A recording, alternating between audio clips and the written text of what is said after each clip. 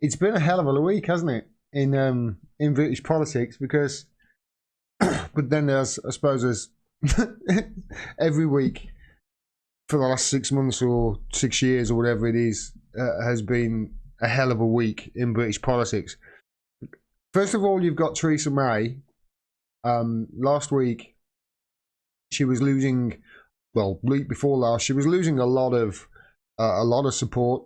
What little support she had left, she was losing a lot of it because people weren't happy in the fact that she's having to reach out to Jeremy Corbyn to try and get some sort of a botched Brexit through and avoid the thing that they want most of all, and that's a Brexit of any kind. And Corbyn has obviously been very coy about it and playing his cards very close to his chest. And they are offering a carrot, the Theresa Mays and the Tories. They're also offering him a carrot of a temporary customs union. So essentially what they're saying is to Jeremy Corbyn and the Labour Party, listen, it's a temporary customs union, but pretty much if you win the next general election, you get to, define what you do with it. You get to define your own Brexit. But essentially what she's doing is, first of all, she's trying to say to Corbyn, do you want to kick the can down the road at any point? Because, we'd be up for that. And second of all, that's basically already the agreement that she's brought back, pretty much. I think, other than timeline-wise, it's almost exactly the same. It's almost exactly what he's on offer at the moment. So I don't see basically any Brexit deal coming through in the next few weeks. But having said that, don't write it off. Don't write it off, because the stuff that's happened in the last few weeks is pretty much devastating in the last week, especially because, first of all, you've got the disastrous local elections for both parties. I mean, Labour was bad enough. I think they lost over 100 seats. Yeah, the Conservatives were wiped out pretty much. Over 1,300 seats wiped out in the local elections, and people are flooding away from the main parties and flooding into other parties and into independents.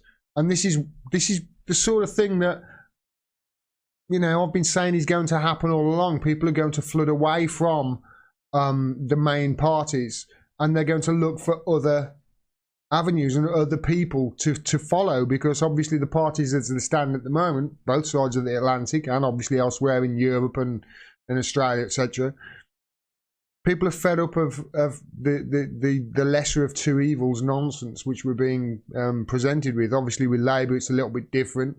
We feel as if we've got a Labour, most people feel as if there's a guy there who actually might do something, but he won't stand up and do it, and he hasn't got the power to because the MPs aren't behind him.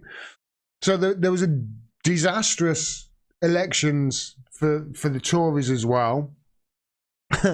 And this is obviously before the announcement today that, the UK are going to be in the European elections. Now, the Tories and the Labour Party had terrible local election results last week. The Tories were devastated with them, to the point where, the grassroots organisations, they can't hold another vote of no confidence. The Tories can't, the parliamentary Tories can't, because they already did one back in December and it failed. So for a year, they're locked in. They can't have another vote of no confidence, although they're trying to get those rules changed. Some of them are in the 1922 committee. Doubtful that is going to happen, but it was such a disaster at the grassroots level. Grassroots Tory organisations are coming up with their own. They're having their own votes of no confidence in Theresa May to just try and distance her from the party and from them as much as possible, because they know how toxic she is when they land on people's doorsteps. And this is all with the with the European, I shouldn't laugh, with the European elections coming up, and they had a disastrous result in the local elections, and that's without Nigel Farage's Brexit party, which will be standing in the European elections that are coming up.